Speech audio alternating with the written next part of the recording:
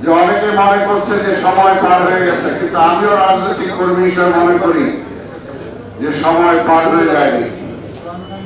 এখনো যদি নিজেরা ধৈর্য ধরতে পারি, সঠিক সিদ্ধান্তটা নিতে পারি, যেটা সাইবুল ভাইয়ের ব্যাপারে বললাম যে সাইবুল ভাই সেই সময় রাশেদ খান ম্যাডামের পথ অনুসরণ করেন নাই, এবং সেটা শুধু পার্টির নেতা হওয়ার জন্য না। যদি তিনি চাইতেন তাহলে সেই সময় রাশেদ খান ম্যাডামের সাথে পাশে থেকে ভাগাভাগি সুযোগ দিতে পারতেন, কিন্তু তাহলে এই পরিশ্রম এই 17টা বছর তাকে করতে হতো না। সেই কারণে বলবো, এখন একটা উত্তরণের সময় আমরা আছি। এই সময়টা যেমনি আশাবাদী করে, আবার এই সময়টা ভুল করলে আবার ধ্বংসের দিকেও নিয়ে যায়, তাই আমাদের আজকে সৌভাগ্য যে সরকারের কাছাকাছি একজন ব্যক্তিকে আমরা পেয়েছি। এখানে আমরা বিরোধী দলে আছি, আবার সরকারি দলেরও আছেন। আমরা বিরোধী দল না, সরকারের পক্ষেই আছি আমরা, কিন্তু দুইটা চরিত্রে আছি আমরা। এই দুইটা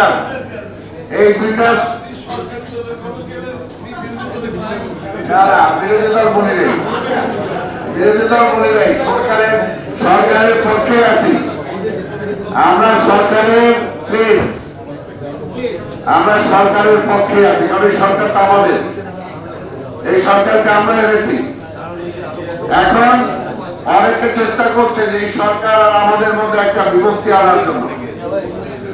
এই যে মধ্যস্বত্বভোগী যাদেরকে বলি আমরা, মধ্যস্বত্বভোগীরা হলো সমাজের জন্য সবচেয়ে ভয়ঙ্কর। কাজে মধ্যস্বত্বভোগীদের থেকে আমাদের এই অবস্থাটার সময় যারা সরাসরি সরকারে আছেন এবং আমরা যারা বাইরে আছি, এই মধ্যস্বত্বভোগীরা যাতে আমাদের মধ্যে কোনো বিভক্তির রেখা না টানতে পারে, সেই ব্যাপারে ওনাদেরকেও সচেতন থাকতে হবে, আমাদেরকেও সচেতন থাকতে হবে। ৭১-এর পর আমরা সুযোগ পেয়েছিলাম, আমরা পারি নাই। ৭৫-এর পরে সুযোগ পেয়েছিলাম, আমরা পুরোপুরি পারি নাই। ৯০ আবার অভ্যুত্থান হয়েছিল, সে তারপরেও কিন্তু পুরোপুরি আমরা পারি নাই। কাজে বারবার খালি ফ্যাসিবাদকে বিদায়ী করবো আমরা, আর বারবার খালি লড়াই করবো গণতন্ত্রের জন্য। বলবো যে রাষ্ট্রের দুঃসময় কাটে নাই, গণতন্ত্রের দুঃসময় কাটে নাই, এটা আর কত বছর? আমরা তো এখন ৭১ সালে যুদ্ধ করেছি, এখন তো কবরের যাওয়ার কাছাকাছি। এর জন্যই বলবো, এখানে নাই ছাত্র প্রতিনিধি, তাদের থাকলেও বলতাম টুকু ভাই, আমি ছাত্ররা থাকলেও বলতাম যে ছাত্রদেরকেও আজকে বুঝতে হবে, আমরা তখন ছাত্র ছিলাম ৭১ সালে যারা যুদ্ধ করেছি।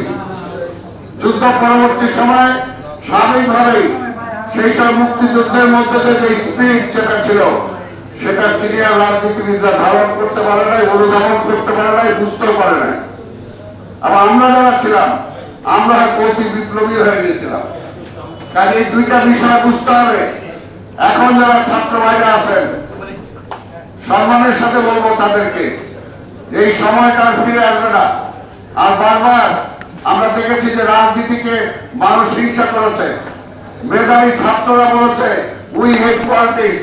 কাজে এই অবস্থায় দেশটাকে আমরা যাতে ফেলে না দেই, আমরা যাতে মানুষের যে আশা জেগে উঠেছে, এই আশা জাগানিয়াকে যাতে আমরা সামনের দিকে এগিয়ে নিয়ে যেতে পারি, যাতে দেশটাকে সত্যিকার অর্থে যে কারণে ফ্যাসিস্ট শেখ হাসিনাকে তাড়িয়েছি সেটা যাতে সফল হয়।